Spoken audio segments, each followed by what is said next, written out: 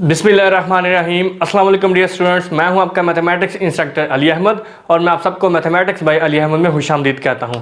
और अगर अभी तक आपने मेरा चैनल सब्सक्राइब नहीं किया तो इसको ज़रूर सब्सक्राइब करें और बेल आइकन पर क्लिक करें ताकि मेरे आने वाली हर वीडियो आपको बर वक्त मिल सके। लेकिन जैसा कि आप जानते हैं कि हम क्लास 9th का जो मैथमेटिक्स का कोर्स है वो हमने स्टार्ट किया हुआ है और उसके अंदर हम चैप्टर 1 जो है वो पढ़ रहे हैं।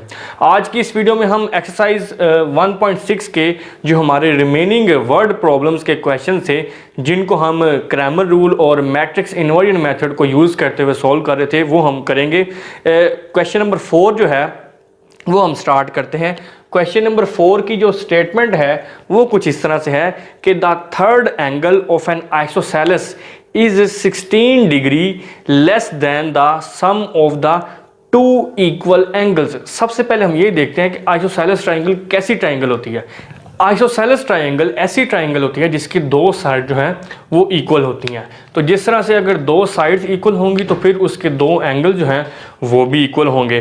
तो अब यहाँ पे वो ये कह रहा है कि जो तीसरा एंगल है आइसोसेलेस ट्राइंगल का वो 16 डिग्री लेस है किसके, the sum of the two equal angles, के जो दो इक्वल एंगल्स हैं उसके सम में अगर हम 16 माइनस कर दें तो फिर वो जो है इक्वल होगा जो उसका तीसरा एंगल है, थर्ड एंगल उसके। अब हम यहाँ पे सबसे पहले लेट करेंगे कि लेट x बी द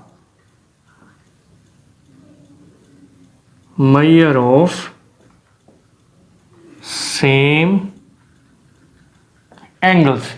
तो जो एंगल सेम है उसमें जिसकी वो बात कर रहा है उन दोनों को हमने x सेलेक्ट कर लिया है। ठीक है जी, चूंकि सेम है तो हम एक ही उसके लिए सिंबल यूज करेंगे x। और जो तीसरा एंगल है एंड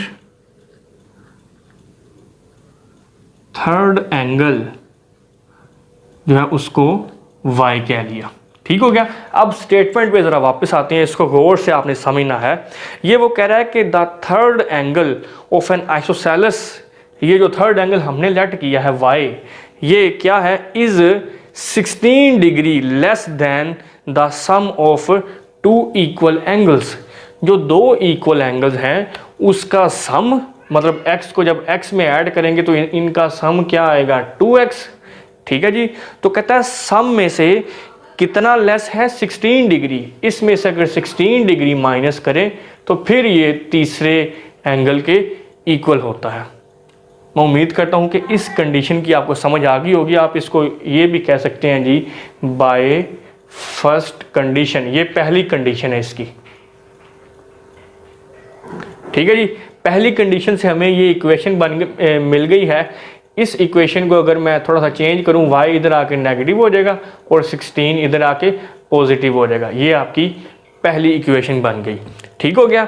अब जैसा कि आप जानते हैं कि एक ट्राइंगल के एंगल्स का सम जो है वो 180 होता है। तो इस ट्राइंगल के अंदर चूँकि 3 एंगल हैं, ज़रा 3 एंगल ही होंगे, तो दो एंगल तो सेम है x और तीसरा एंगल हमने y कहा है। तो फिर इन तीनों का जो सम है वो किसके इक्वल होगा, 180 डिग्री के। अब आप इनको सॉल्व कर लें, 2x plus y equals to 180 डिग्री। लें जी, ये दूसरी इक्वेशन आपके पास बन गई।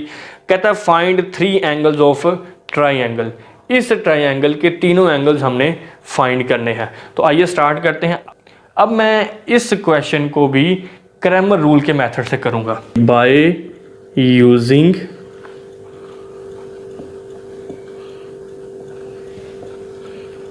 Cramer rule. ठीक है जी। इन इक्वेशंस को हम दोबारा ले लेते हैं। 2x minus y equals to 16 and 2x plus y equals to 180। ठीक हो गया। अब हम इस पे क्रैमर रूल जो है वो अप्लाई करने जा रहे हैं। तो उसके लिए आप जानते हैं सबसे पहले क्या करना है जी, राइटिंग इन मैट्रिक्स फॉर्म। ठीक है जी। सबसे पहले हम इसको मैट्रिक्स फॉर्म में लिखते हैं। 2 x के कोफिशिएंट्स, फिर y के कोफिशिएंट्स 1 माइनस 1 1, और फिर वेरिएबल्स हैं हमारे पास x और y, और राइट हैंड साइड पे जो कॉन्स्टेंट्स पड़े हुए हैं वो जी हैं 16 और 180। ले जी, ये मैंने इसको मैट्रिक्स फॉर्म में लिख लिया। अब सबसे पहले जो पहली मैट्रिक्स है इसको आपने लेट करना है कि ये ए के इक्वल है, ठीक है जी। 2 2 -1 1। सबसे पहले अब हम इस मैट्रिक्स का डिटर्मिनेंट निकालेंगे। तो डिटर्मिनेंट की फॉर्म में इसको लिखते हैं अब जी, ए का डिटर्मिनेंट इक्वल्स टू ये है जी 2 2 -1 1। ले जी, अब हम इसको सॉल्व करते हैं। 2 × 1 2 -2 × -1 -2, तो माइनस माइनस प्लस 2, ये हो जाएगा जी आपके पास 4 which is not equal to 0। तो यहाँ पे आप देख सकते हैं कि डिटर्मिनेंट हमारे पास नॉन ज़ीरो आया है। इसका मतलब है अब हम इसको फर्दर जो है वो प्रोसीड कर सकते हैं। यहाँ पे अब हमने दो डिटर्मिनेंट्स फाइंड करने हैं। एक का नाम होता है AX, ठीक है जी, और दूसरे का नाम होता है AY।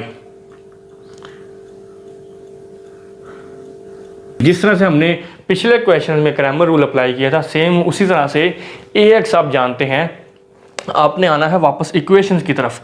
जब हम AX फाइंड कर रहे हैं तो आपने X के कोएफिशिएंट्स नहीं लिखने, बल्कि उनकी जगह पे ये जो कॉन्स्टेंट्स हैं 16 और 180 ये हम यहाँ पे लिखेंगे, ठीक है जी। और इसी तरह से बाद में हम y के जो कोएफिशिएंट्स हैं वो कौन से हैं, -1 और 1, ये हम यहाँ पे लिखेंगे -1 और 1। अब हम इसको एक्सपेंड करते हैं। 16 × 1 16 -180 × -1 -180, ठीक हो गया। अब ये माइनस माइनस प्लस हो जाएगा 180। जब हम इसको ऐड करेंगे तो आपके पास आंसर आ जाएगा 196।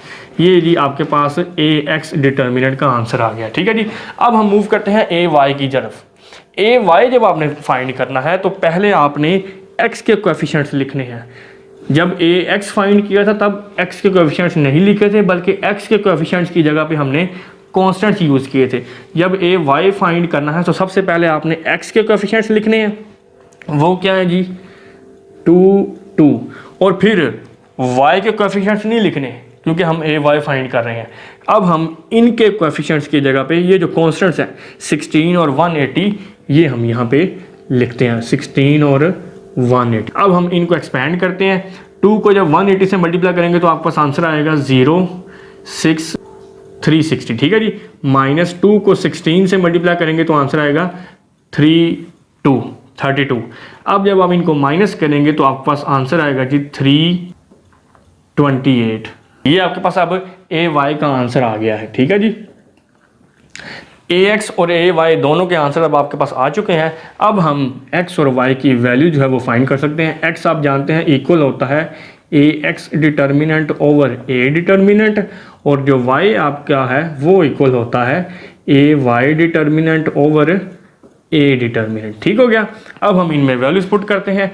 AX की वैल्यू हमारे पास क्या आई है जी 196 डिवाइडेड बाय A डिटर्मिनेंट अभी हमने फाइंड किया था वो 4 आया था। अब आप इसको कैंसिल आउट कर सकते हैं। 4 1s are 4, 4 4s are 16 और 3 इधर कैरी बन गया, 4 9s are 36। ये आपके पास आंसर आ गया जी 49, X की वैल्यू आ गई। इसी तरह से अब हम इसमें वैल्यूज पुट करते हैं। AY आपके पास आया जी 328 डिवाइडेड बाय A डिटर्मिनेंट क्या आया था 4। अब आप इसको कैंसिल आउट कर दें। 4 1s are 4, 4 8s are 32 and 4 2s are 8। Answer is 82। तो ये Y की वैल्यू आपके पास क्या आ गई जी 82। अब ये जो हमारे पास X और Y की वैल्यूज आई हैं ये एक्चुअली हमने एंगल्स ये शुरू में लेट किए थे कि जो दो सेम एंगल्स हैं उनको हमने X कहा था और तीसरा एंगल जो था उसको हमने Y कहा था। तो ये एक्चुअली हमारे पास जो एंगल्स आए हैं फिर हम इसको इस तरह से लिखेंगे। So required angles are X, क्योंकि हमने दो एंगल्स सेम कंसीडर किए थे तो ये होगा 49 डिग्री एंड, और तीसरा एंगल हमने Y को कहा था यहाँ पे, तो Y हमारा आया है 82, तो ये होगा 82 डिग्री, ठीक है जी। अब आप यहाँ पे देख सकते हैं कि ये जो तीनों एंगल्स आए हैं इन तीनों का जो सम है वो 180 के इक्वल है। तो यही हमने पढ़ा था कि एक ट्रायंगल के तीनों एंगल्स का जो सम है वो 180 डिग्री होता है। तो इस तरह से हमने इसके जो तीनों एंगल्स है वो फाइंड कर लिए। मैं उम्मीद करता हूँ कि इस क्वेश्चन की आपको अच्छी तरह से समझ आ गई होगी। अब आपने इसी क्वेश्चन को मैट्रिक्स इन्वर्जन मेथड से खुद करना है, सेम इन्हीं दोनों इक्वेशंस को यूज़ करते हुए। क्वेश्चन नंबर 5 की जो स्टेटमेंट है वो कुछ इस तरह से है कि one acute angle of a right triangle is 12 degree more than twice the other acute angle. अब सबसे पहले हम ये देखते हैं कि एक्यूट एंगल क्या होते हैं। 90 डिग्री से लेस जितने भी एंगल्स हैं आपके, उनको हम एक्यूट एंगल का नाम देते हैं। स्टेटमेंट पे हम वापस चलते हैं। कहता है one acute angle of a right triangle is 12 degree. कहता है कि a more than one acute angle of a right triangle is 12 degree more than twice the other acute angle. Find the acute angles of right triangle. ले जी, ये उसने हमें ये कहा है कि एक आपके पास राइट ट्राइंगल है। राइट ट्राइंगल आप जानते हैं ऐसी ट्राइंगल होती है जिसमें एक एंगल 90 डिग्री का होता है। तो बाकी जो दो एंगल्स हैं वो हमने फाइंड करने हैं, वो ज़्यादा एक्यूट एंगल होंगे क्योंकि वो 90 से लेस होंगे।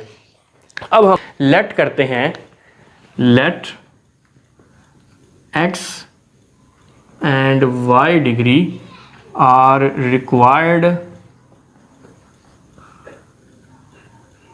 Acute angles. ठीक है जी। अब सबसे पहले जो इसकी पहली कंडीशन है, बाय फर्स्ट कंडीशन,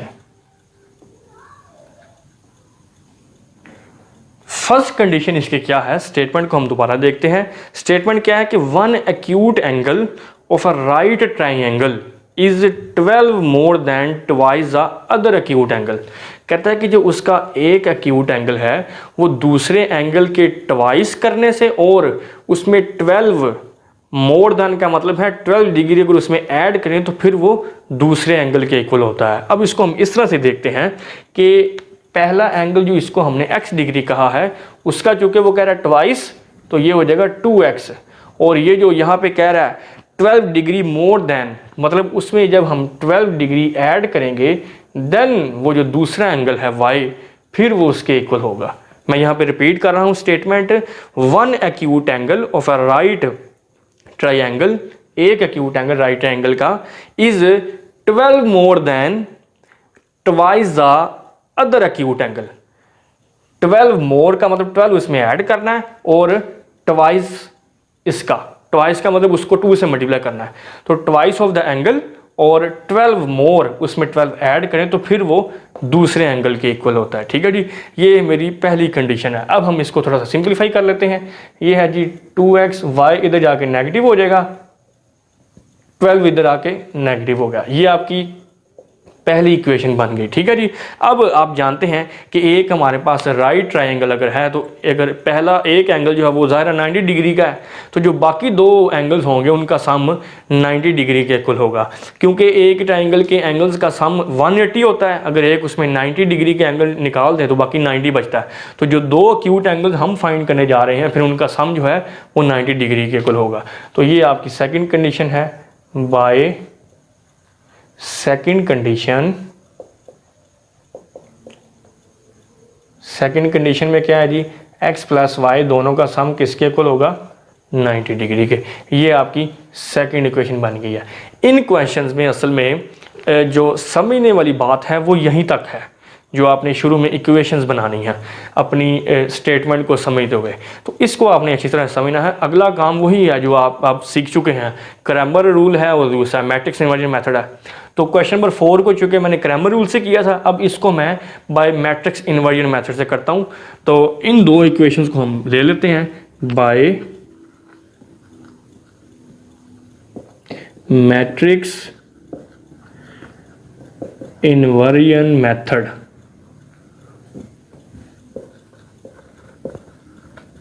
ले जी, इसके लिए अब हम क्या करते हैं, दोनों इक्वेशंस को हम अगेन ले लेते हैं। 2x minus y equals to -12, और जो दूसरी इक्वेशन है वो है x plus y equals to 90।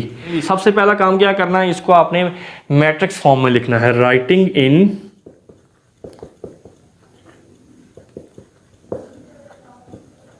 Matrix form, इसको हम मैट्रिक्स फॉर्म में लिखते हैं। वो आप जानते हैं, इसका कोएफिशिएंट 2 है, इसका कोएफिशिएंट 1 है, इसका कोएफिशिएंट -1 है, इसका कोएफिशिएंट 1 है, और वेरिएबल्स हमारे पास क्या हैं जी, x और y।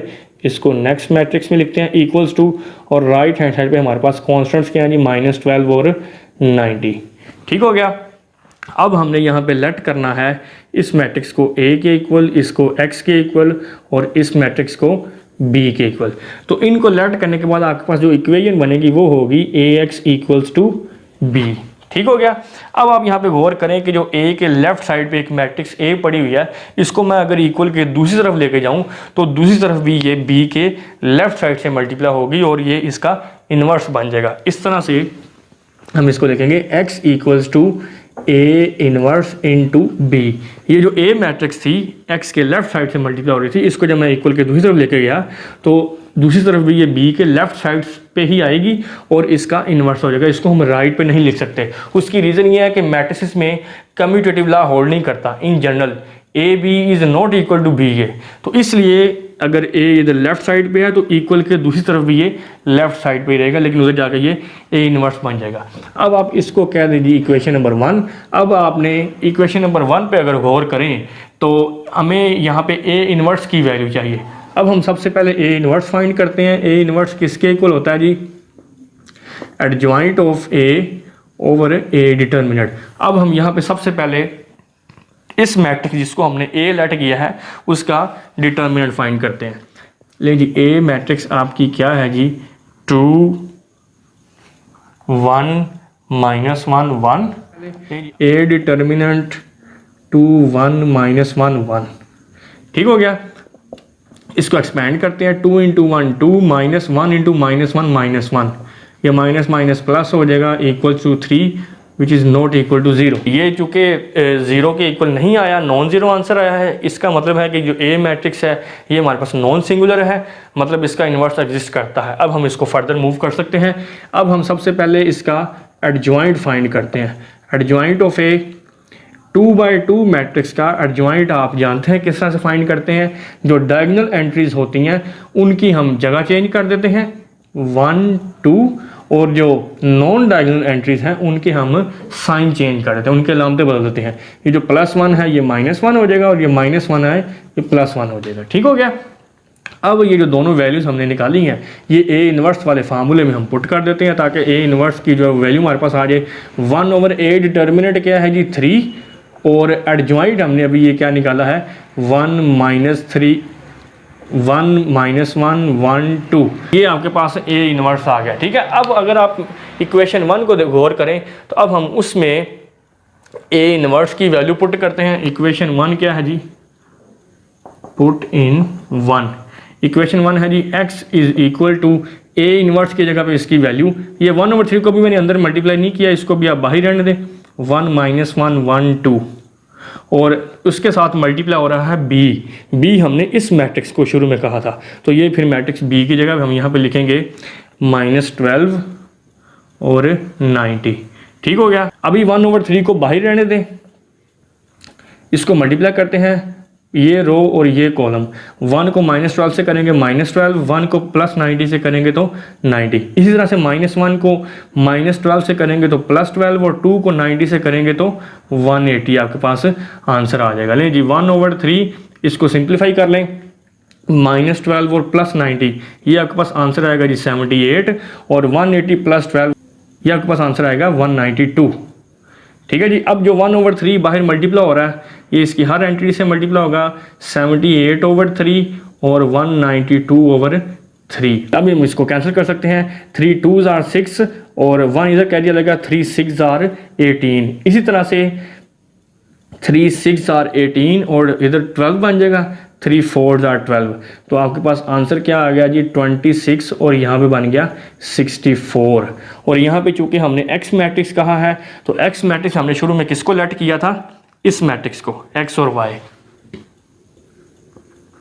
तो इस तरह से आपको x और y के कॉरस्पॉन्डिंग जो वैल्यूज हैं ये मिल चुकी हैं। x की वैल्यू है 26 और y की वैल्यू क्या है? 64। अब x और y असल में क्या है? शुरू में हमने x और y को एक्यूट एंगल्स का नाम दिया था, तो ये आपके पास 2 एक्यूट एंगल्स आ चुके हैं। पहला एक्यूट एंगल जो आया है वो है 26 डिग्री और जो दूसरा एक्यूट एंगल आया है वो है 64 डिग्री। तो जैसा कि मैंने शुरू में बताया था कि अगर एक राइट ट्रायंगल है तो एक एंगल तो 90 डिग्री का होगा और जो बाकी दोनों एंगल्स हैं उनका सम जो है वो 90 के इक्वल होगा और वो दोनों एक्यूट एंगल्स होंगे। तो आप ये देख सकते हैं कि 26 और 64 जो एंगल्स हमने फाइंड किए हैं जिनको एक्यूट एंगल कहते हैं, इन दोनों का जो सम है ये 90 के इक्वल है। तो ये हमारे से रिक्वायर्ड एक्यूट एंगल्स। मैं उम्मीद करता हूँ कि क्वेश्चन नंबर 5 की आपको अच्छी तरह से समझ आ गई होगी। अब इसको मैंने मैट्रिक्स इन्वर्जन मेथड से सॉल्व किया है। इसी क्वेश्चन को अब आप क्रैमर रूल से प्रैक्टिस के तौर पर खुद सॉल्व करेंगे।